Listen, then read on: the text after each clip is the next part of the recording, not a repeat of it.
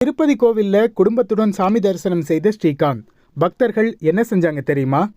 போதைப்பொருள் வழக்கில் அரெஸ்ட் ஆகி ஜெயிலுக்கு போன ஸ்ரீகாந்த் இப்ப ஜாமீன்ல வெளியே வந்துட்டாரு.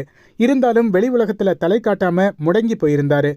எந்த ஒரு சினிமா நிகழ்ச்சிகள்லையோ இன்டர்வியூக்கள்லையோ கலந்துக்காம வெளி உலக தொடர்பு இல்லாமலேயே தன்னைத்தானே வருத்திக்கிட்டு இருந்தாரு. ரக்ஷிதாவோட கமிட்டான படம் பாதியிலே நின்னு போன நிலையில அதுலயும் நடிக்காம அவாய்ட் பண்ணிட்டாராம்.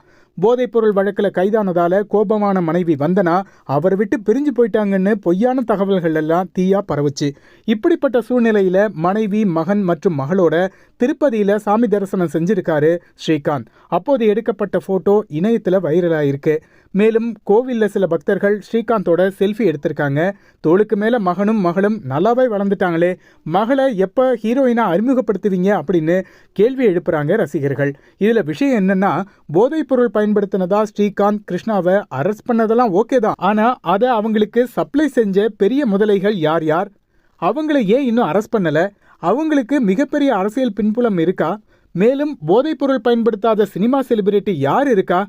ஸ்ரீகாந்தையும் கிருஷ்ணாவையும் தான் எல்லாரும் பலிகடா ஆக்கிட்டாங்களா அப்படின்னு எக்கச்சக்க கேள்வியை முன்வைக்கிறாங்க நெட்டிசன்ஸ்.